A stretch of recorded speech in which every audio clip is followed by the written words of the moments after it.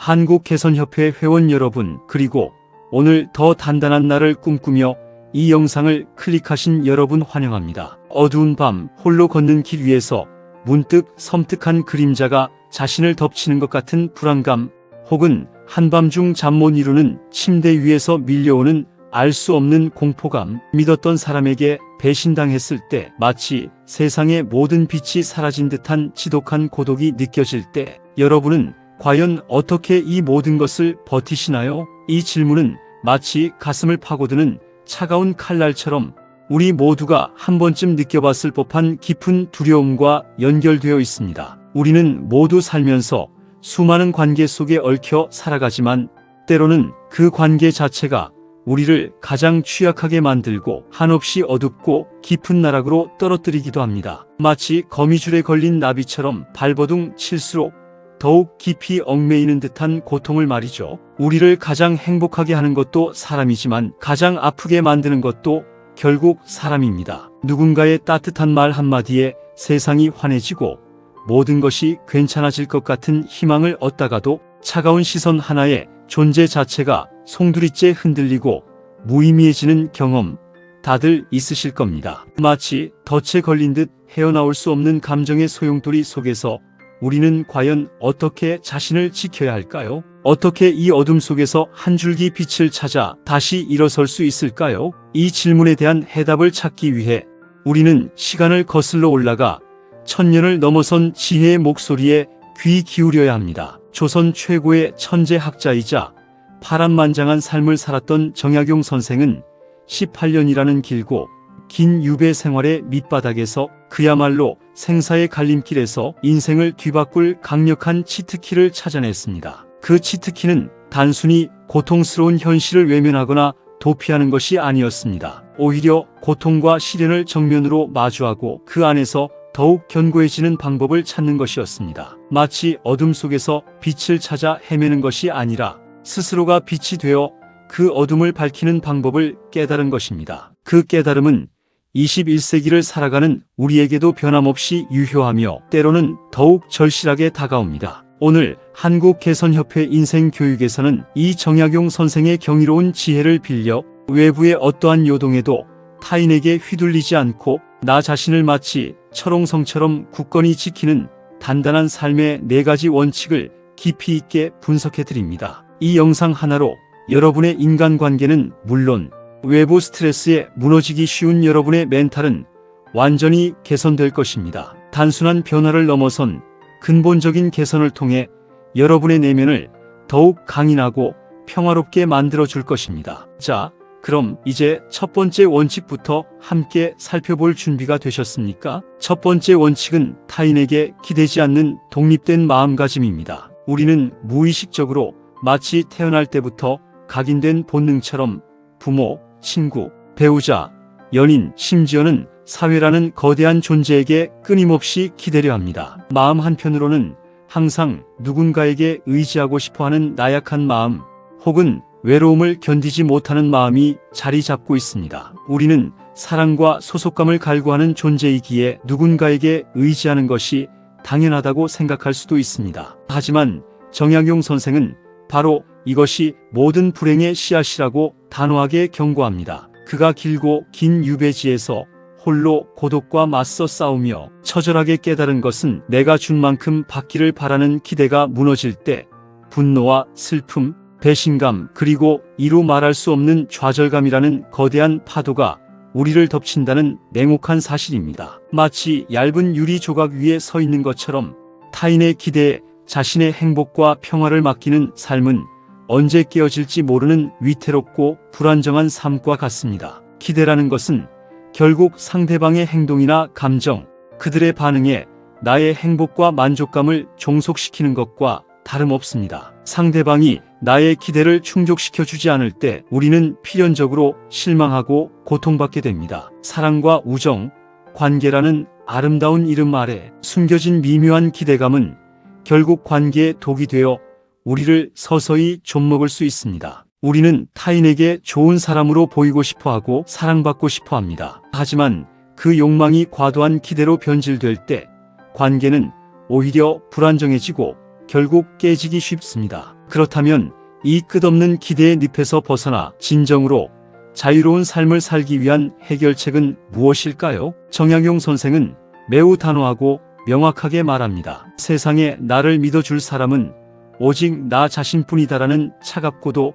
현실적인 진실을 받아들이십시오. 이 말은 잔인하게 들릴 수도 있지만 사실은 우리를 억압하는 모든 것으로부터 자유롭게 하는 가장 강력한 진리이자 삶의 지혜입니다. 타인의 호의는 권리가 아닌 그들이 베풀어준 소중한 선물일 뿐입니다. 누군가 나에게 친절을 베풀고 도움을 준다면 그것은 그들의 선의와 자비로움이지 내가 당연히 요구하고 받아야 할 권리가 결코 아닙니다. 이 명확한 경계를 인지하는 순간 우리는 타인의 행동이나 반응에 일희일비하지 않게 됩니다. 타인의 감정이나 상황에 따라 흔들리는 것이 아니라 자신의 중심을 굳건히 지킬 수 있게 되는 것입니다. 내 두 다리에 힘을 주고 홀로 굳건히 서는 연습을 할 때 비로소 타인의 변덕스러운 감정이나 예상치 못한 행동에서 완벽하게 자유로워질 수 있습니다. 홀로 서는 것은 고립을 의미하는 것이 아니라 오히려 진정한 독립과 자율성을 바탕으로 건강하고 성숙한 관계를 맺을 수 있는 튼튼한 토대를 마련하는 것입니다. 내가 온전히 독립적이고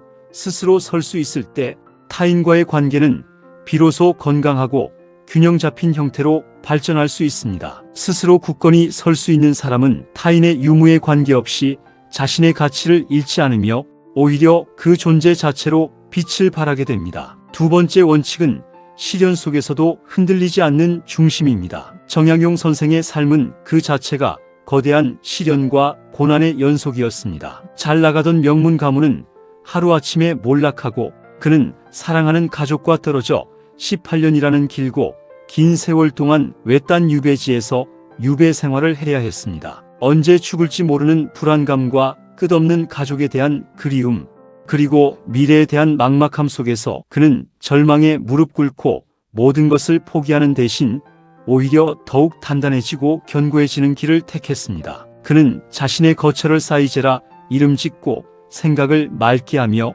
얼굴빛을 온화하게 하고 말을 적게 하며 행동을 무겁게 하겠다는 확고한 다짐을 세웠습니다. 이는 마치 거친 폭풍우 속에서도 흔들림 없이 우뚝 서 있는 거대한 바위처럼 자신의 내면을 굳건히 지키겠다는 굳은 의지의 표현이었습니다. 많은 사람들이 삶의 시련 앞에서 쉽게 무너지고 좌절하는 이유는 바로 그들의 중심이 외부에 있기 때문입니다. 돈, 명예, 권력, 타인의 시선, 사회적인 성공과 같은 외부적인 요소에 자신의 가치와 행복을 두는 사람들은 이 외부적인 요소들이 사라지거나 흔들릴 때 함께 무너져 내릴 수밖에 없습니다. 마치 바람에 흔들리는 것은 연약한 나뭇가지일 뿐 깊이 뿌리내린 거대한 나무는 아무리 강한 바람과 폭풍 후에도 결코 중심을 잃지 않고 꿋꿋하게 서 있는 것처럼 말입니다. 당신의 진정한 가치를 돈이나 명예 같은 외부적인 조건에 두지 마십시오. 대신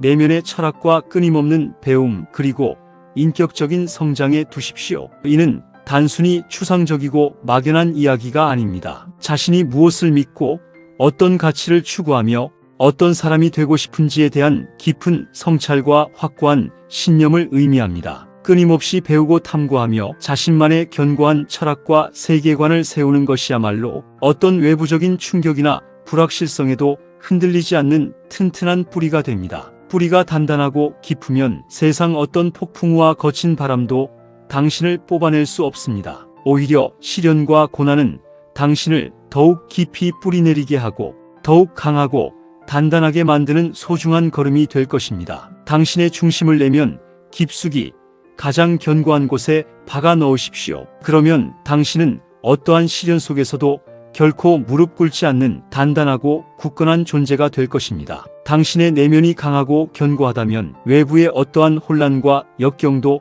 당신을 압도하거나 흔들지 못할 것입니다. 오히려 당신은 그 혼란 속에서 더욱 빛나는 존재가 될 것이며 주변 사람들에게도 긍정적인 영향을 미치는 등대가 될 것입니다. 세 번째 원칙은 원망을 버리고 길을 만드는 실천력입니다. 살면서 우리는 수많은 불공평함과 부당함 그리고 예기치 못한 좌절에 직면하게 됩니다. 믿었던 사람에게 뒤통수를 맞거나 아무리 노력해도 원하는 결과를 얻지 못하고 불이한 상황에 처했을 때 우리는 자연스럽게 분노하고 비난하고 남을 원망하게 됩니다. 남을 원망하는 것은 당장은 매우 편할 수 있습니다. 당장의 고통과 책임감을 남에게 전가함으로써 일시적인 해방감과 위안을 느낄 수도 있습니다. 마치 뜨거운 불에 손을 댔다가 재빨리 빼는 것처럼 당장의 고통에서 벗어날 수 있는 것처럼 보입니다. 하지만 정약용 선생은 그 본질을 날카롭게 통찰했습니다. 남을 원망하는 것은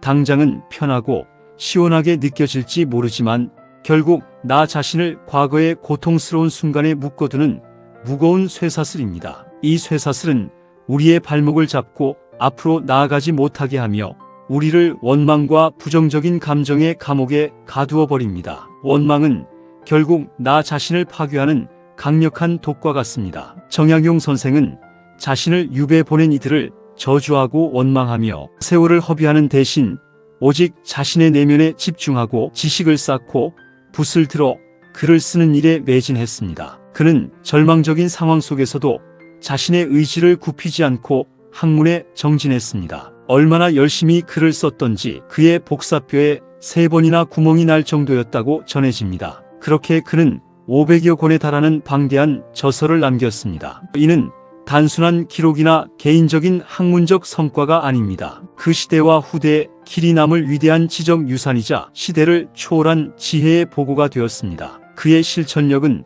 원망과 좌절을 극복하고 자신의 인생을 재건하는 가장 강력한 무기였습니다. 그렇다면 오늘날을 살아가는 우리는 어떻게 이 실천력을 자신의 삶에 적용하고 발휘해야 할까요? 실행법은 명확하고 단순합니다. 원망할 시간에 차라리 내 실력을 키우고 남 탓할 시간에 내 인격을 수양하십시오. 이는 단순히 감정을 억누르거나 회피하는 것이 아닙니다. 오히려 그 부정적인 감정의 에너지를 건설적이고 생산적인 방향으로 전환하는 것을 의미합니다. 나를 배신하고 상처 준 사람에게 복수하는 가장 완벽하고 세련된 방법은 그들의 존재 여부와 관계없이 나 스스로 보란듯이 훌륭하고 행복하게 살아가는 모습을 증명하는 것입니다. 당신이 성공하고 행복해지는 것, 그것이 바로 당신의 가치를 가장 명확하게 증명하는 것이며 동시에 당신 자신을 위한 최고의 선물입니다. 고통과 절망 속에서도 끊임없이 배우고